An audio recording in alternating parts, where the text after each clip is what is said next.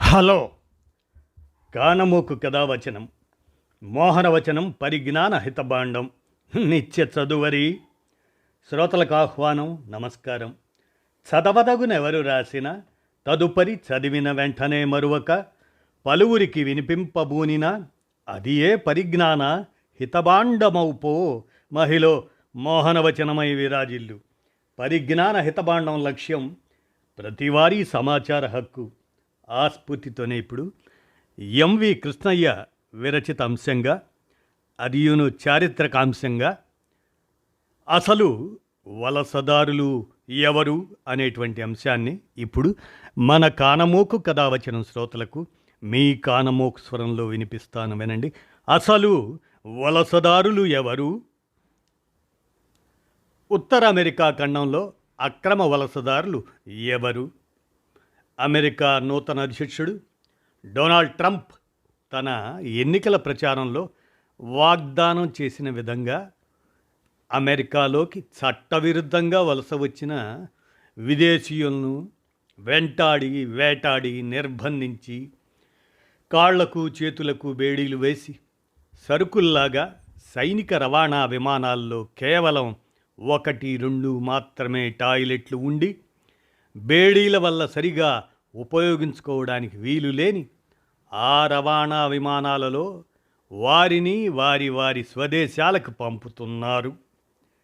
ఇప్పటికీ 3 దఫాలుగా పంజాబ్కు ఈ అమెరికా రవాణా విమానాలు తడవకు 100 మందికి పైగా భారతీయులను రవాణా చేశారు. ఈ విషయమై పార్లమెంట్లో ప్రతిపక్షాలు ఆగ్రహం వ్యక్తం చేశాయి. దీనికి మన విదేశాంగ మంత్రి జైశంకర్ సమాధానమిస్తూ, ఇందులో ఆందోళన చెందాల్సింది అసహజమైనది ఏమీ లేదని, ఇది అమెరికా చట్టాలకు అనుగుణంగా ఎంతో కాలంగా అమలవుతున్నటువంటి విధి విధానమేనని చెప్పి తేలికగా కొట్టివేశాడు. ఈనాటి యువతరానికి సామాజిక శాస్త్రాలు దాదాపు పరిచయమే లేవు. సాంకేతిక పరిజ్ఞానాన్ని సమకూర్చుకొని ఏదో ఒక కర్మాగారంలోనో పరిశ్రమలోనో ఉద్యోగాలు సంపాదించుకోవటం తప్ప మానవజాతి చరిత్ర కానీ ప్రపంచ చరిత్ర కానీ వీరికి ఇసుమంతైనా తెలియదు. వీరందరికీ కూడా డొనాల్డ్ ట్రంప్ చర్యలు లేదా జయశంకర్ ఇచ్చిన సమాధానం అభ్యంతరకరంగా తోచదు. డొనాల్డ్ ట్రంప్కు ఇది 2వసారి పదవీ యోగం. ఆయన మొదటిసారి అధ్యక్షుడిగా ఎన్నికైనప్పుడు ఇదే తరహా ప్రకటనలు చేశాడు. అయితే అప్పుడు ఇలా కాళ్లకు చేతులకు గొలుసులు వేసి రవాణా చేయలేదు. ఆ సందర్భంలో అమెరికా సంయుక్త రాష్ట్రాలలో ఒక కార్టూన్ విస్తృతంగా ప్రచారమైంది. ఆ కార్టూన్ డొనాల్డ్ ట్రంప్ అక్రమ వలసదారులు స్వదేశాలకు వెళ్ళాలి. ఒక రెడ్ ఇండియన్ పెద్ద, ఓ సీరియస్, అయితే తమరు ఎప్పుడు వెళ్తున్నారు అని. అది కార్టూన్. ఈ కార్టూన్ సారాంశం ఏమిటంటే, అయ్యా ట్రంప్ దొరవారు, తమరు జర్మనీ నుంచి వలస వచ్చిన ఫెడరిక్ ట్రంప్కు మనవడివి. మీ తాత 16 సంవత్సరాల ఆయన వయసులో జర్మనీలో నిర్బంధ సైనిక శిక్షణ నుంచి తప్పించుకోవడానికి అమెరికా సంయుక్త రాష్ట్రాలకు పారిపోయి వచ్చి 1892లో పౌరసత్వం పొందాడు. ట్రంప్ దొరవారు తమ తల్లి మేరీ అన్నే మ్యాక్లియోడ్ 1930లో అమెరికాకు వలస వచ్చిన స్కాటిష్ మహిళా వలసదారు.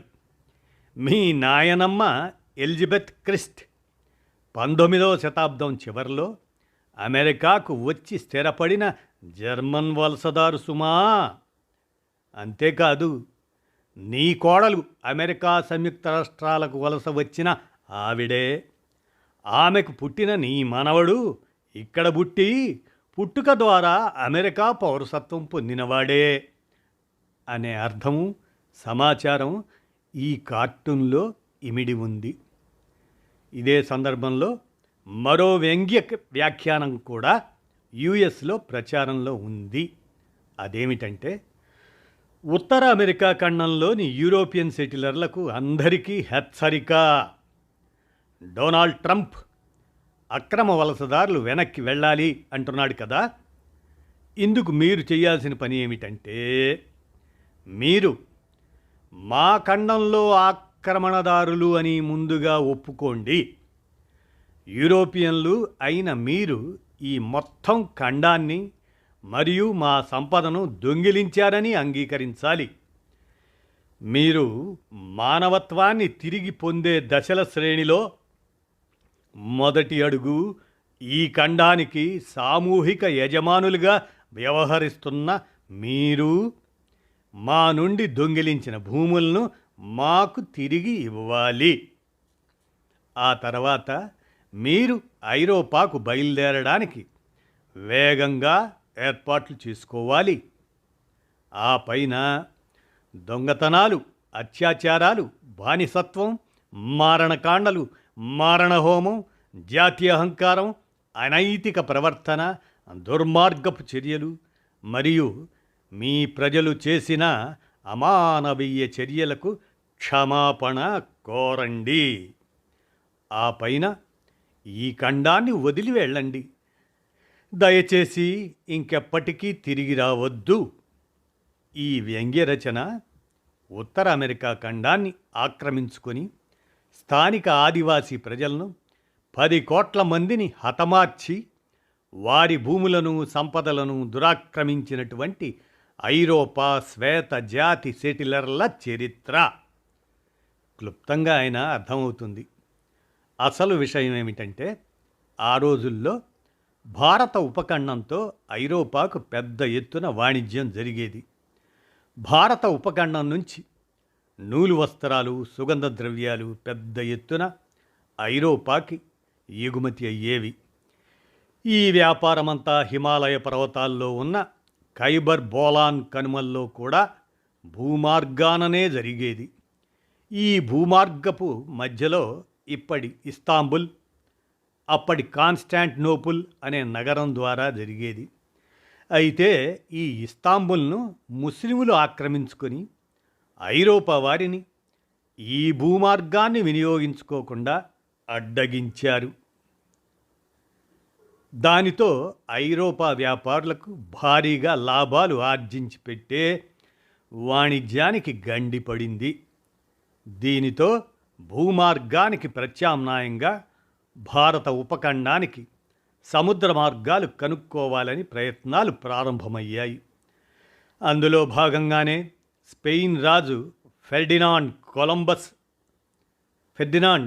కొలంబస్ అనే నావికుడికి డబ్బు, నౌక, సిబ్బందిని సమకూర్చి భారత ఉపఖండానికి సముద్ర మార్గం కనుగొనమని పంపించాడు ఫెర్డినాండ్.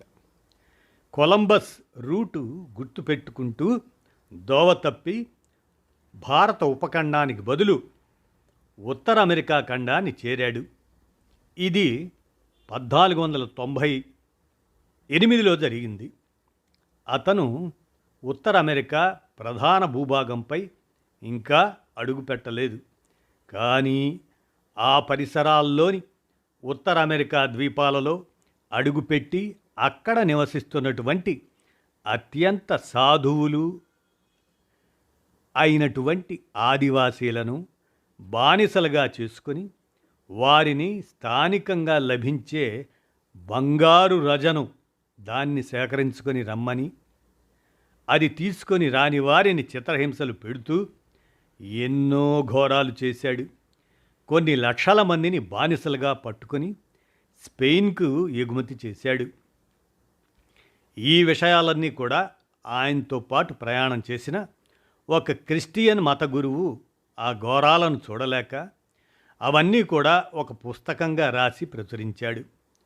తొలుత ఈ అమానవ ఘోర కలిని తెలుసుకొని ఆగ్రహించిన ఫెర్డినాండ్ కొన్నాళ్ళు కొలంబస్ను జైలు పాలు చేసినా అతను తీసుకొచ్చిన సంపదలు, బానిసలను చూసి కొలంబస్ను వదిలివేసి మరలా ప్రోత్సహించాడు. దీనికి సమాంతరంగా ఐరోపాలో ప్రొటెస్టెంటులకు రాజ్యాధికారం చెలాయిస్తున్న చక్రవర్తుల ప్రాపకం కలిగినటువంటి క్యాథలిక్కులకు మధ్య ఘర్షణలు జరుగుతూ ఉండేవి. క్యాథలిక్కులు ప్రొటెస్టెంటులను హీనంగా చూడటము, హింసించడం చేసేవారు. దానితో వారు ఐరోపా వదిలి ఎక్కడైనా బతుకుతెరువు కోసం వెళ్ళాలని ఆలోచన చేస్తున్నారు. అదే సమయంలో ఒక శిలీంధ్రం, అది అంటువ్యాధి లాంటిది, అది సోకి పెద్ద ఎత్తున ఐర్లాండ్లో బంగాళాదుంపల నిల్వలు నాశనమై కొన్ని లక్షల మంది ఆకలి చావున పడ్డారు. ఈ చారిత్రక ఘట్టంలో ఇక ఐరోపాలో బతకటం కంటే అప్పటికే సముద్ర మార్గం కనిపెట్టబడిన ఉత్తర అమెరికాకు వెళ్ళి తమ అదృష్టాన్ని పరిశీలించుకుందామని చెప్పి ప్రొటెస్టెంట్లు ఉత్తర అమెరికాకు ప్రయాణం చేపట్టారు. అందుకే వీరిని ఫిలిగ్రిమ్ ఫాదర్స్ అని పిలుస్తారు. అక్కడ రాగి రంగులో ఉండే ఈ ఆదివాసీలను చూసినటువంటి కొలంబస్ అదే ఇండియా అనుకొని తను అప్పటిదాకా అత్యంత నాగరికంగా భావించిన ఇండియా ఇలా ఉందేమా అని అనుకొని తను విన్నదంతా అబద్ధమని, ఇండియన్లు అనాగరికులని భావించి వారికి రంగుని ఆధారం చేసుకొని రెడ్ ఇండియన్లుగా నామకరణం చేశాడు. ఈ రెడ్ ఇండియన్లు అప్పటికి ఇంకా ఆటవిక దశలోనే ఉన్నారు. ఘన వ్యవస్థ, సామూహిక వేట, సొంత ఆస్తి లేకపోవటం, వారికి ఉత్తర అమెరికా మైదానాల్లో విస్తృతంగా లభించే అడవి గేదెలు, బైసన్లను వేటాడేవారు. అలాగే తాము నివసించేటువంటి పరిసరాల్లో మొక్కజొన్న చల్లి ఆ మొక్కజొన్న నుంచి పంట తీసుకునేవారు. దానిని సహజ వ్యవసాయంగా చేసేవారు తప్ప మనలాగా దున్నటం అలాంటిదేమీ లేదు. అయితే ఉత్తర అమెరికాలోకి అడుగుపెట్టిన శ్వేతజాతి ప్రొటెస్టెంట్లను రెడ్ ఇండియన్లు సాదరంగా ఆహ్వానించారు. కానీ ఆ తర్వాత వారు అడవులను నాశనం చేయటం, అడవులను నరికి వ్యవసాయం చేయడానికి అలవాటు పడటంతో వారిద్దరి మధ్య ఘర్షణ ప్రారంభమైంది. వారి చేతుల్లో తుపాకులు, వీరి చేతుల్లో విల్లంబులు. ఇక ఈ ఆధునిక పరికరాలతోటి దాదాపు 10 కోట్ల మంది, అంటే దాదాపు 90% రెడ్ ఇండియన్లను హతమార్చారు వారు. ఈ హతమార్చడానికి వీరు క్రిమి యుద్ధాన్ని కూడా అమలు చేశారు. రెడ్ ఇండియన్లకు స్మాల్ ఫాక్స్ సులభంగా వ్యాపిస్తుంది, అతి సులువుగా మరణిస్తారు. ఈ విషయం తెలుసుకున్నటువంటి శ్వేతజాతి పెద్దలు తమలో ఎవరికైనా మసూచి సోకితే వారి మీద డజన్ల కొద్దీ కంబళ్ళు గప్పి వాటికి సూక్ష్మజీవులు అంటుకునేటట్లు చేసి ఆ కంబళ్లను రెడ్ ఇండియన్ల గూడాలు, ఆవాసాల పక్కన పడేసేవారు.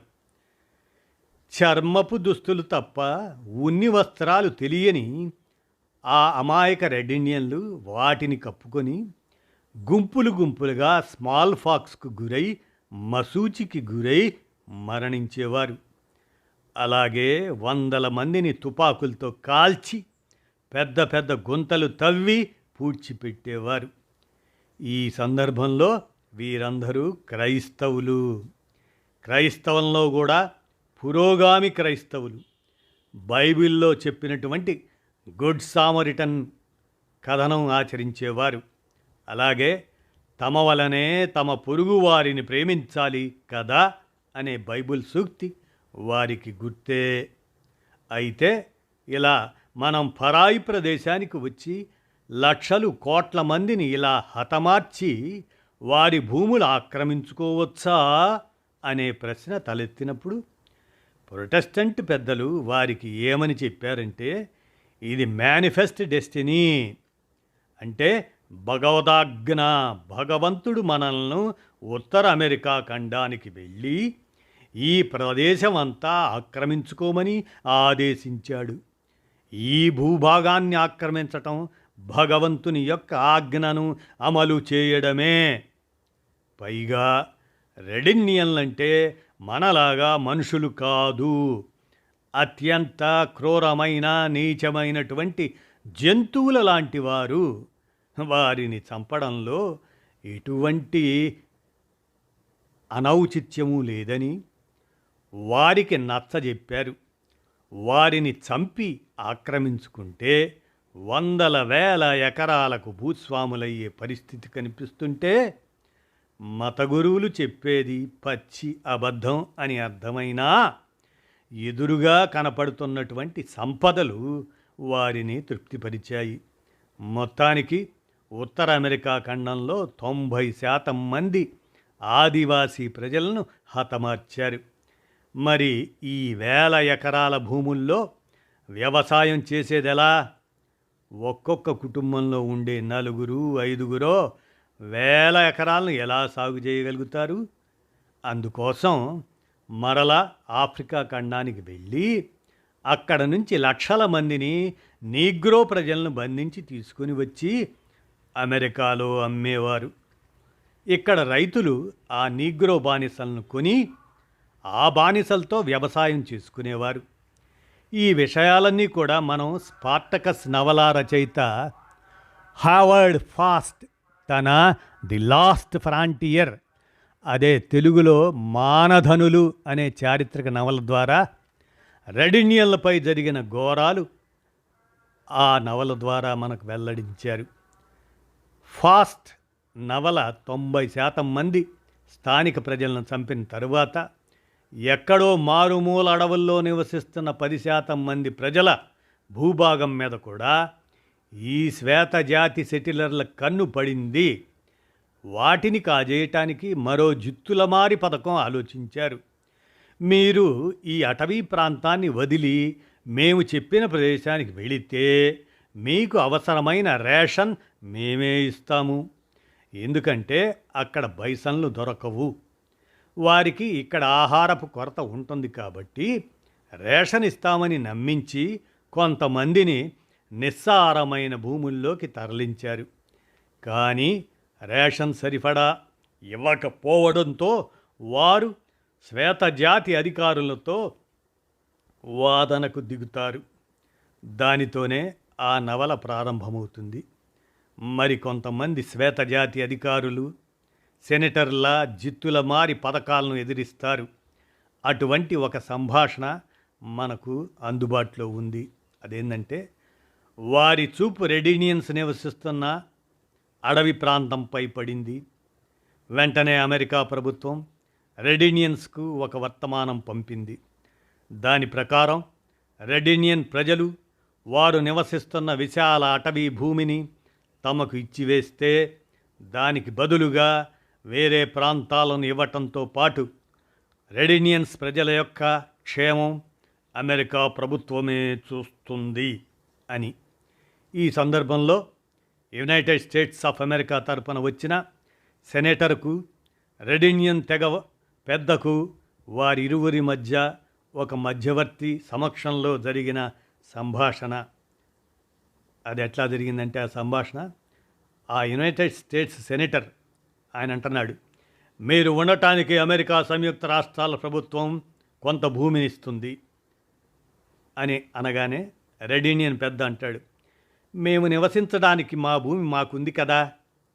దానికి యుఎస్ సెనేటర్ అంటాడు, కాదు కాదు, మీరు నివసిస్తున్న ఈ భూమి మీది కాదు, ఇది అమెరికా ప్రభుత్వానిది. దానికి ఆ రెడ్ ఇండియన్ అంటాడు, మీరు ఈ భూమిని కొని సంపాదించారా? దానికి ఆ యుఎస్ సెనేటర్ అంటాడు, లేదు లేదు. మరి ఆ రెడ్ ఇండియన్ పెద్ద, పోనీ మీరు వ్యాపారం చేసి సంపాదించారా ఈ భూమిని అని అడుగుతాడు. అప్పుడు ఆ యుఎస్ సెనేటర్, అలా కాదు, రెడ్ ఇండియన్లను చంపి ఆ భూమిని కాజేశామని చెప్పలేకపోతాడు. ఇక ఆ రెడ్ ఇండియన్ పెద్ద అంటాడు, అయితే మీకు ఈ భూమి ఎలా వచ్చింది? మధ్యవర్తి ఇలా అంటాడు, అతను మాట్లాడిన దానిలో తర్కం ఉంది, అతను కరెక్ట్ పాయింట్ అడిగాడు. దానికి ఆ మధ్యవర్తి ఆ మాట అనగానే యుఎస్ సెనేటర్ అంటాడు, అడిగిన ప్రశ్నకు సమాధానం చెప్పలేక, అదంతా కాదు, మేము చెప్పిన దానికి అంగీకరించి మేము చెప్పిన ప్రాంతానికి, ఇది రెడ్ ఇండియన్ల జీవనానికి వీలు కాని ప్రాంతానికి వెళితే మీకు అవసరమైన ప్రతిదీ మేమే సమకూరుస్తాం అని యుఎస్ సెనేటర్ అంటాడు. దానికి ఆ రెడ్ ఇండియన్ పెద్ద అంటాడు, మీ వద్ద నుంచి మాకు ఏమీ అక్కర్లేదు అని అనగానే ఇక యుఎస్ సెనేటర్, మీరు ప్రభుత్వంపై ఆధారపడవచ్చు, మీ అవసరాలన్నీ మేమే చూస్తాం అని యుఎస్ సెనేటర్ అనగానే ఆ రెడ్ ఇండియన్ పెద్ద అంటాడు, మీరు మీ ప్రభుత్వం కాదు, మీరు మా జనాభాలో 90% పైగా చంపి మా భూములను ఆక్రమించుకొని మమ్మల్ని నిర్జీవమైన ప్రదేశాలకు తరిమేస్తూ ఈ ప్రభుత్వం మాది అంటారేమిరా నీచులారా అని మనసులో అనుకున్నాడు. ఇంతలో మధ్యవర్తి కల్పించుకుంటాడు. ఆ మధ్యవర్తి ఏమంటాడంటే, మీ ప్రజలు మెరుగైన జీవితం గడపడానికి అవకాశాలు ఇవ్వడానికి సెనేటర్ క్రేన్ ఇక్కడికి వచ్చారు అని అంటాడు ఆ మధ్యవర్తి. అప్పుడు ఆ రెడ్ ఇండియన్ పెద్ద దేనికంటే మంచి జీవితం అని ప్రశ్నిస్తాడు. అప్పుడు ఆ యుఎస్ సెనేటర్, అదే మీరు ఇప్పుడు జీవిస్తున్న దానికంటే మంచి జీవితాన్ని అందిస్తాం అని ఆ యుఎస్ సెనేటర్ అనగానే ఆ రెడ్ ఇండియన్ పెద్ద అంటాడు, మేము ఇప్పుడు అనుభవిస్తున్న జీవితం మాకు చాలు. రెడ్ ఇండియన్లకు భవనాలు, మోటారు వాహనాలు, ఫ్రిడ్జ్లు, ఏసీలు ఏమీ అక్కర్లేదు. వారి చర్మపు గుడారాల్లో వారు నివసిస్తారు.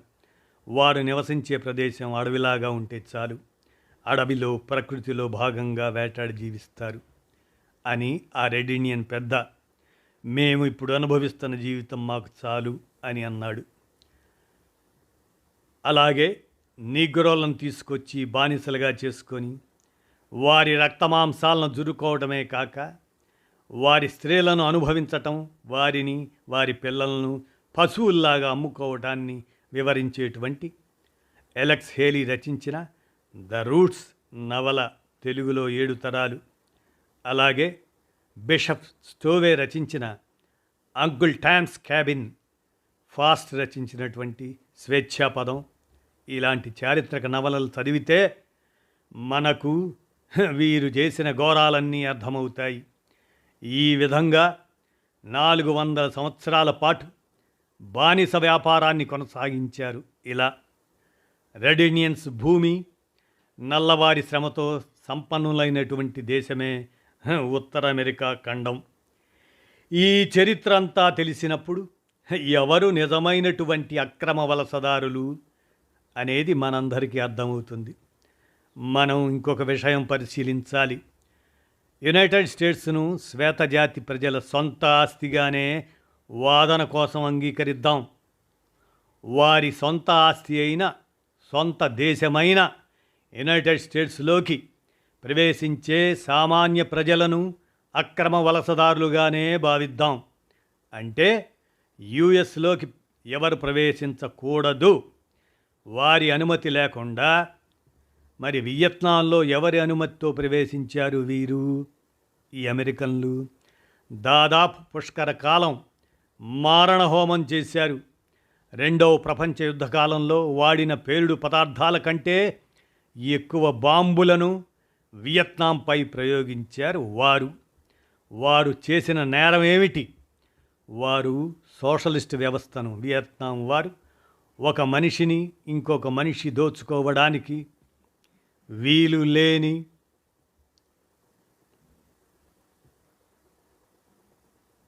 వ్యవస్థను ఏర్పాటు చేసుకుందామని భావించడమే కదా. వారు కమ్యూనిస్టులు, కమ్యూనిజం అనేది ఈ ప్రపంచానికి ప్రమాదం అంటూ మీరు ఎందుకు అక్కడికి వెళ్ళి అక్కడ మారణహోమం సాగించారు? అలాగే ఇండోనేషియాలో ఎవరి అనుమతితో మీరు, మీ గూఢాచారి సంస్థ CIA అక్కడ చొరబడింది? అక్కడ ప్రజలు ఆర్థిక సమానతలు లేకుండా సోషలిస్ట్ సమాజం ఏర్పాటు చేసుకుందామని భావించడమే కదా మీ చొరబాటుకు కారణం. అందుకే మీరు అక్కడ ప్రవేశించి 5 లక్షల మంది కమ్యూనిస్టు సానుభూతి పరులను ఊచకోత కోశారు. సుకర్నోను పదవీచ్యుతునిగా చేశారు. అలాగే ఉత్తర దక్షిణ అమెరికాలను కలిపే పనామా కాలువ, పనామా భూభాగం మీది కాదు కదా. మరి మీది కాని భూభాగంలో మీ పెత్తనం ఏమిటి? అక్కడ మా పనామా కాలువ మా పనామా దేశానికే కావాలి అని డిమాండ్ చేసిన ఆ దేశాధినేత ఒమర్ టోరీ జోస్ను ఏ న్యాయ సూత్రాల ప్రకారం ప్రయాణించే విమానంలో బాంబు పెట్టి హతమార్చారు? ఈరోజు తిరిగి పనామా కాలువను ఆక్రమించుకుంటామని ట్రంప్ వదలడాన్ని సమాజం ఏ విధంగా స్వీకరించాలి? ఈక్వెడార్లో చమురు గనులను దోపిడీ చేయడానికి అడ్డగించిన ఆ దేశాధినేత జైమే రోల్డాస్ను హతమార్చారు కదా. చిలీలో రాగి సంపదను దోచుకోవడాన్ని అడ్డగించిన అలండీని చంపేశారు కదా. సైనిక ప్రభుత్వం ఏర్పాటు చేశారు కదా. 1953లో ఇరాన్ దేశ చమురు వనరులను బ్రిటిష్ చమురు కంపెనీల దోపిడీని సాగనివ్వనందుకు ఇరాన్ అధ్యక్షుడు మొసాదిగ్ను పడదోశారు కదా. గౌటిమాలాలో జాకబ్ ఆర్బెంజును, వెనుజులాలో చావేజ్ను, ఇలా ప్రపంచవ్యాప్తంగా ఎవరి బతుకును వారిని బతకనివ్వకుండా ఆ దేశాల్లో సైన్యాధికారుల నియంతల పాలన ఏర్పాటు చేసి ఆ దేశ సంపదలను మీరు దోచుకుంటూ స్థానిక మీ అనుకూల పాలకులకు దోచిపెడుతూ అసమానతల వల్లనే కదా ఆ దేశాల ప్రజలు పేదరికంలో మగ్గుతూ విదేశాలకు వలస వెళ్ళడానికి ప్రధాన కారణం. ప్రపంచంలో ప్రతి సమస్యకు మూల కారణం తమరే కదా. తమ సామ్రాజ్యవాద దుష్ట పథకాలే కదా. అంతేకాదు, ఈ వలసదారులు మన దేశాన్ని దురాక్రమణ చేస్తారు అని జర్మన్ వలసదారుడి మనవడు, స్కాటిష్ వలసదారుడి కుమారుడు అంటున్నాడు డొనాల్డ్ ట్రంప్. ప్రస్తుత భార్య చెక్ దేశం నుండి వలస వచ్చిన వ్యక్తి.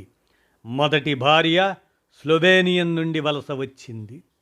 దీనికేం సమాధానం చెప్తావు? మూలాలు మరిచిన డొనాల్డ్ ట్రంప్ అంటూ ఎంవి కృష్ణయ్య గారు అసలు వలసదారులెవరు అని ప్రశ్నిస్తూ ఈ చారిత్రకాంశాన్ని విరచించి అందజేయగా మన కానమోకు కథావచనం శ్రోతలకు మీ కానమోకు స్వరంలో అమెరికా వ్యవహారం, ప్రపంచ దృష్టి అనేటువంటి జ్ఞాన సమాచారంగా మన కానమోకు కథావచనం శ్రోతలకు మీ కానమోకు స్వరంలో మీరు ఆలోచించండి అంటూ వినిపించాను. విన్నారుగా. ధన్యవాదాలు.